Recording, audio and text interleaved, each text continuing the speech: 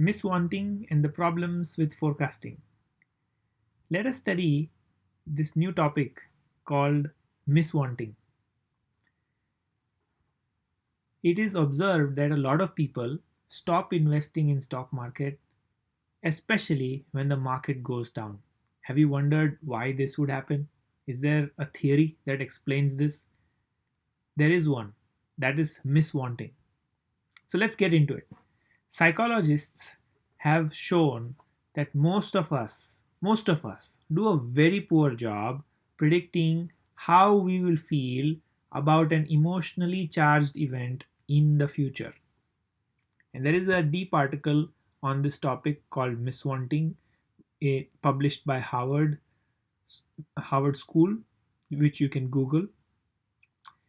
But basically, a charged event here is also a stock market collapse, which can be anywhere from few months to multiple years or 18 months. And when this happens, how we will feel in that period is very difficult for us to predict. And when this happens, our behavior is something that we need to really master. So let's understand miswanting deeper. So it's very easy when the stock market goes up 15-20% every year, like it did in the 1980s till the 1990s. It's very imagine. It's very easy to imagine that you would be doing stock market investment for all the years because every year the stock market goes up.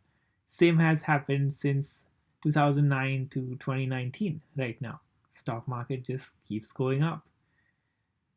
But when this trend stops, when every dollar that you've invested is going to be beaten down 5%, 10%, 20%, 50%, as we've seen in the last few videos, that's the situation where our emotional intelligence is what will be most helpful to us. Because that's the time when everyone will most likely sell at a very low rate of the stock market and go to the safety of bonds or even keep money in the cash. Instead, they should be buying more at lower levels. So, a lot of people buy high, sell low, and all they hold in their hand is their heads.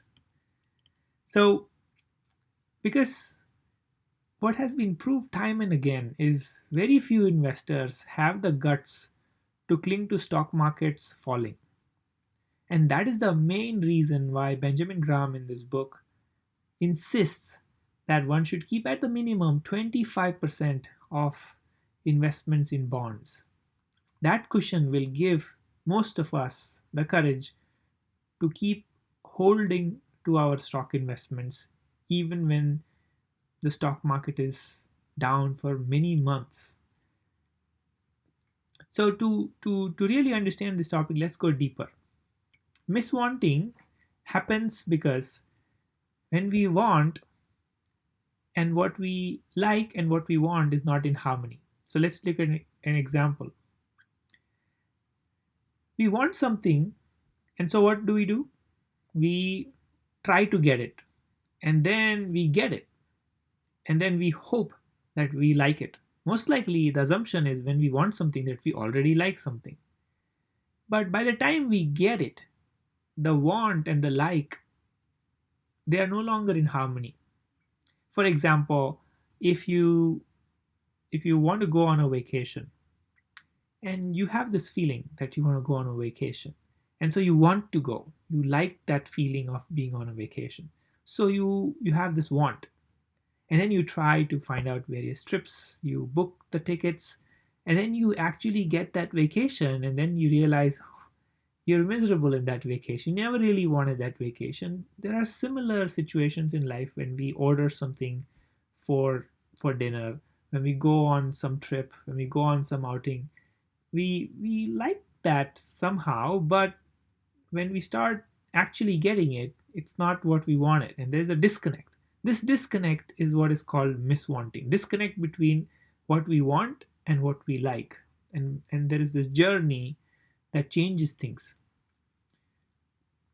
So it is okay to be unhappy when we get what we did not want, but the real unhappiness seems to be by not liking what we wanted in the first place. So, a lot of times our mind shifts from what it likes and what it wants and what it gets, and then that paradigm shift is what causes this miswanting. And again, we are learning miswanting again to help us be better stock market investors. If we understand this concept deeply, hopefully we'll have principles that we can use out of this. Another line that's very important: it would not be better if things happened to men just as they want. So, our want and our expectation of the result is actually very different. And let's find out what causes this miswanting. So a lot of times we imagine a lot of wrong things in our mind. Our mental model of a party, of the returns from stock market is very different. Sometimes we may have a mental model that I will make enough money in stock markets through constant investments, that I never have to earn any money from any other source. That's a wrong imagination. That imagination is deeply focused only on one little data point, on few people with few examples that are not really true for majority of the people. So wrong mental models and wrong imagination can cause a lot of miswanting. Also, incorrect theories of who we are can cause a lot of miswanting in terms of what we like. Because if we think who we are and is wrong, then what we like will be wrong, because our understanding of who we are constantly changes. If that's happening, then our likes will change, and by the time we get what we wanted, we will no longer like it. So it's our understanding of ourselves changes, and it's also rooted in misguided understanding of our own self. We are not really sure of who we are. That is the basis of miswanting. And the final one, it's feelings that we get out of a liking or a wanting for a vacation, or a wanting for a great stock market result, or a wanting for a promotion, whatever that feeling is. That feeling may come from a different place for a different time, but it's attributed to a wrong place. So feelings are very difficult to attribute. So when this happens, we may be feeling good about something, and then maybe we're planning a vacation, but we never realize that what we felt good about was not because of the vacation, but was something else. So feelings get misplaced, and they are attributed to the wrong place. So wrong imagination, wrong mental models, wrong understanding of who we are, and misattribution are the main three reasons for miswanting. So how do we address miswanting? So some people like to think a lot, they use their intellect. Some people like to feel a lot, they use their emotion. Both deep thinkers and deep feelers are susceptible to miswanting. Deep thinkers spend way too much time rationalizing, and when that happens, they are very focal on certain specific event, and then they forget the bigger picture, or they cannot really fathom the bigger picture, realistically speaking, because the reality keeps changing. And so even if they try a lot, they are at a loss.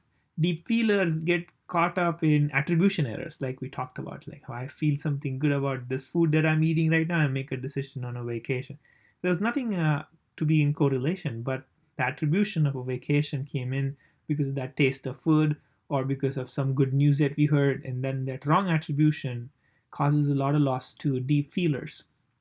So feeling, thinking are both susceptible to miswanting. Also, focalism, when we overestimate or over exaggerate, or underestimate the duration of our emotional reaction to future events, like a future loss, a lack of promotion, a lack of health in periods of time.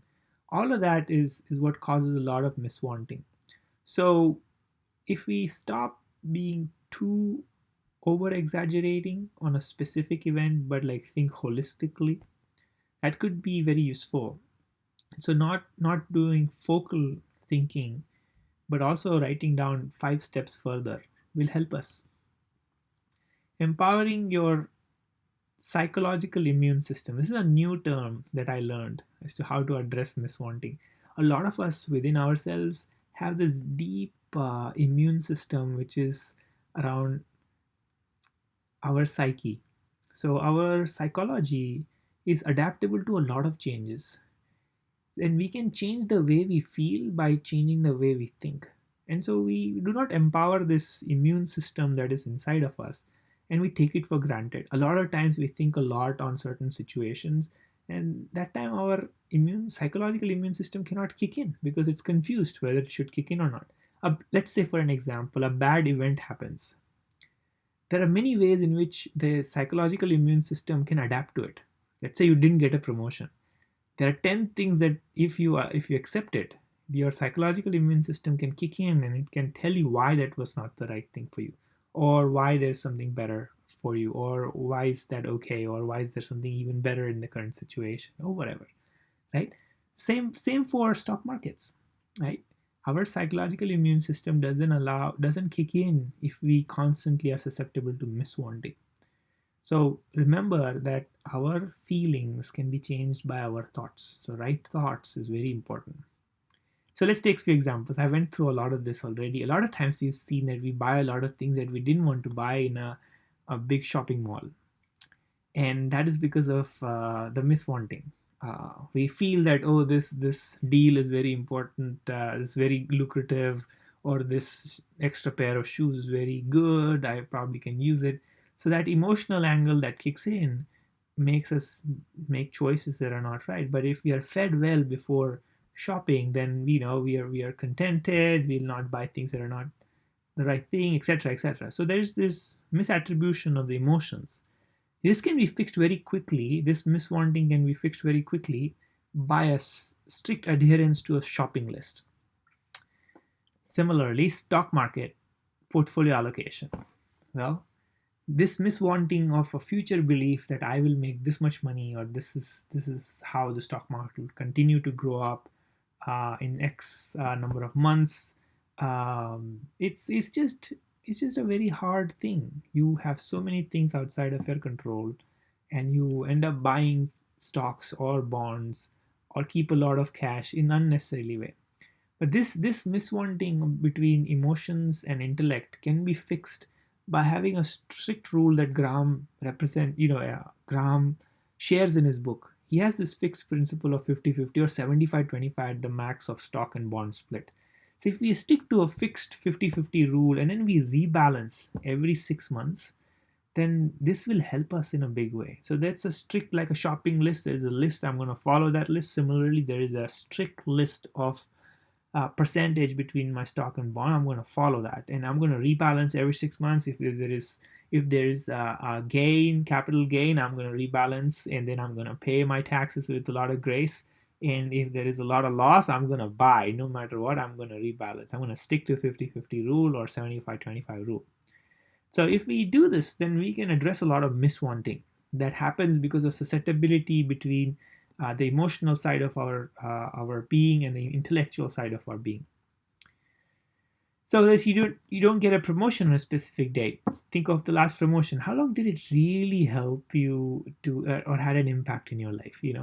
Does that effort of really sticking with that effort to get to that promotion actually pay off for that many years? You may work on it for 2 years, but then you got the promotion, but then you remember that period of time.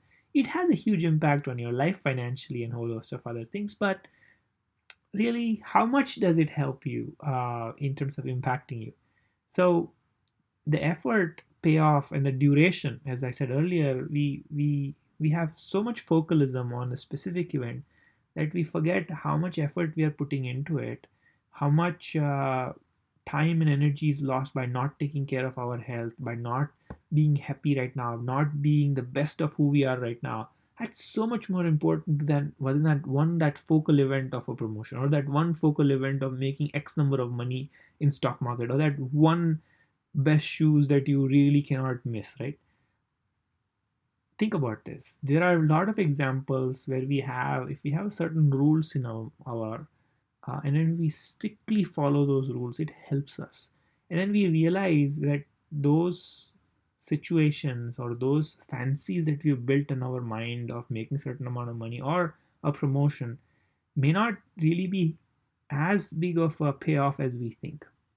And so it's probably best to stick to certain frameworks and then just stick to it, right? And then being happy at the moment where you are right now, taking care of your health, doing your best, and then enjoying every bit of the moment right now. That's just so much more bigger and larger than life than all of these fancies of miswantings, right? So keep it simple. That was the biggest learning from this essay on miswanting. Summary. This can be summarized in like some of these lines that I got from the essays. In the world, there are only two tragedies. One is not getting what one wants, and the other is getting it. This is miswanting, right? This does not mean that all of our desires and all of our feelings are misdirected. That's not the suggestion in this chapter. And it's also not saying everything is emotionally same. You get a promotion, don't get a promotion, is the same. You make money, don't make money, it's all the same. No, there is definitely a change. But then the key learning was that even if we could know the future of how much money we'll make by when we get a promotion, etc., etc., we will we will still not know how much we will actually like it when we get it. So it's better not to go and fancy that imagination into the future, but be here, right now. Keep the thought process simple. Invest in a regular time frame, and just keep it simple. Keep it simple, and then stick to that routine for a long period of time. So thus, we need to stop thinking too much about the unknown fancies, imaginations of the future.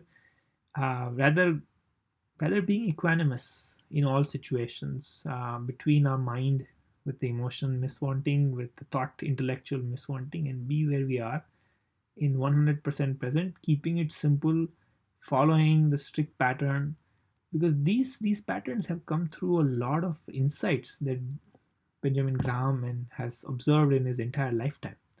So quite important essay that was linked from this book, Intelligent Investor, chapter 5. Thank you.